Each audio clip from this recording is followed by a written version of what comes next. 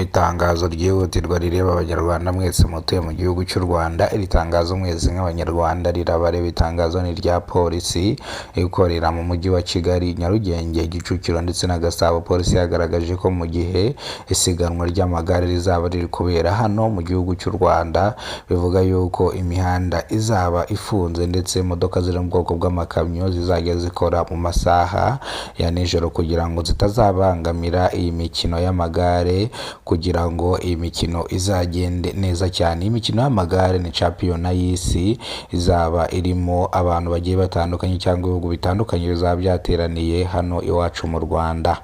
Reka rero amakuru yacu nanone tuyerekeze ku itangazo rya WASAC, ikigo gishinzwe isuku n'isukura hano mu gihugu cy'u Rwanda. WASAC yagaragaje yuko amazi yongeye kubura mu mujyi wa Kigali, ariko ni iby'iminsi mishya cyane kubera ko ibigega, ibitembo bigemurira ibigega byo mu mujyi wa Kigali byaturitse.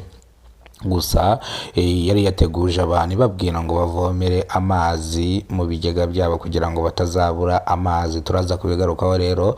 Reka dukomereze n'itangazo rya REG. REG yagaragaje ko abantu basaga 285 bacanye umuriro mu buryo butemewe n'amategeko, kubera ko bazanye abatekinisiye bacurikanga insinga kuri cash power, birangira bacanye umuriro w'ubuntu. Aba baturage bakaba bari muri CRB, aho bazahanwa ndetse bagakurirwaho n'umuriro burundu. Kongera kubona umuriro bikazaba ikindi kibazo.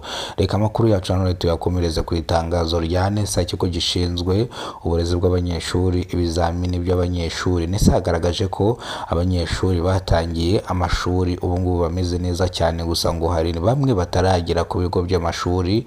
Gusa NESA irongera kwibutsa ababyeyi kohereza abana ku mashuri hakiri kare kugira ngo batangirane n'abandi amasomo, kugira ngo abana babo batazasubira inyuma. Mu wa mbere, mu wa kabiri, mu wa gatatu, mu wa kane, mu wa gatanu, iri tangazo rya Minisitiri w'Uburezi mu Rwanda mwese rirabareba. Minisitiri w'Uburezi aherutse kuvuga yuko abanyeshuri iyo bize neza buriya ni rwo Rwanda rw'ejo, nibo bantu tuba dutezeho amakiriro, kubera ko aba bana batonya mu gihe ngo batazaba bakiriho nibo bazaba bayoboye igihugu. Rero niyo mpamvu buriya umwana aba ari uw'igihugu. Nimba ushaka kubigerageza kuko ngo urebe yuko umwana atari uw'igihugu, kubita umwana wawe umukomeretse ajye kukurega, urebe yuko batari buze kugufunga. Umwana n'uw'igihugu. Rero aba bana banyu mubohereze ku mashuri kugira ngo baze bigane n'abandi batazacikanwa. Nimba ari ubushobozi mudafite, iyo ugiye ku buyobozi bukwegereye ukavuga yuko wabuze amafaranga yo kwishyura, baragufasha. Umwana wawe bakamugurira ibikoresho, bakamugurira inifomo, bakahita bamwohereza ku ishuri. Niyo mpamvu bamubwira ngo umwana ntago ari uwawe, umwana ni uw'igihugu. Iyi ni incamake rero. Nimba ari bwo bwa mbere ugeze kuno muyoboro wa Kidasamura TV Rwanda, kora subscribe, ufungure inzogera kugira ngo ujye ubasha kubona amakuru mu gihugu cy'u Rwanda. Izo mujye kubona umwana makuru, nitwe Kidasamura, urw'inko rugoto bakora rugakonkoma. Reka amakuru yacu tuyerekeze ku itangazo rya polisi ikorera mu mujyi wa Kigali, mu turere dutatu tugize umujyi wa Kigali, Nyarugenge, Kicukiro ndetse na Gasabo. Ese kubera iki polisi yavuze ko imihanda mu gihe isiganwa ry'amagare rizaba riri kubera hano mu gihugu cy'u Rwanda izaba ifunze? Ese kubera iki yavuze ngo kugira ngo batazabangamira isiganwa ry'amagare, amamodoka ari ubwoko bw'amakamyo azajya agenda nijoro? Reka rero tubigarukeho. Polisi yagaragaje ko mu gihe isiganwa ry'amagare rizaba riri kubera hano mu gihugu cy'u Rwanda, amamodoka ari mu bwoko bw'amakamyo azajya agenda nijoro, kubera ko aya makamyo aramutse agiye ku manywa byateza ambutiyaje, bigatuma iri siganwa ry'amagare ritagenda neza, ariko bigatuma ndetse n'abanyamaguru baba babigenderamo. Bano banyamaguru baba bagiye kureba iyi siganwa ry'amagare. Bivuga uko rero iyi champiyona y'isi izahurira hano mu gihugu cy'u Rwanda mu bihugu bitandukanye. Gusa iyi match cyangwa iri siganwa ry'amagare nirijya kuba nzabibamenyesha. Polisi rero ngiye kubwira abantu hakiri kare kuba ibateguza mu gihe isiganwa ry'amagare rizaba riri kuba.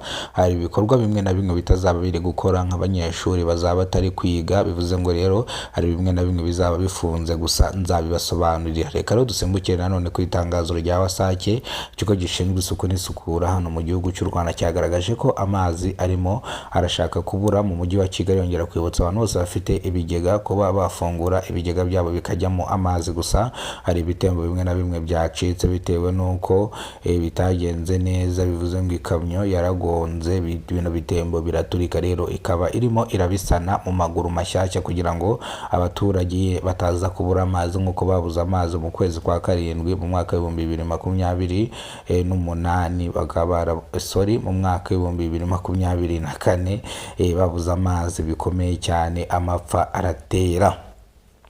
Reka rero ubwo amakuru yacu tuhita tuyasimbukira ku itangazo rya REG yavuze yuko abaturage basanga magana n'amagana bacanye umuriro w'ubuntu banyuranyije insinga kuri Cash Power. Ibi bigatuma bahombya ikigo gishinzwe amashanyarazi REG. Bavuga ko abo baturage bazafatirwa ibihano bikakaye cyane, ndetse harimo n'igihano cyo gukurirwaho Cash Power burundu cyangwa bakaba kwamburwa umuriro burundu, bakaba batazongera kuwubona. Nguko rero birababaje kandi biteye n'agahinda. Nimba ari bwa mbere ugeze ko n'umuyoboro wa Kidasamura TV Rwanda, kora subscribe, ufungura inzogera kugira ngo uzajye ubasha kubona amakuru mu gihugu cy'u Rwanda kandi yizewe. Urakoze cyane, Imana ikurinde, uguhereze ubuzima buzira umuze, umugisha, amafaranga n'ibindi bitandukanye. Kora subscribe, ufungura inzogera.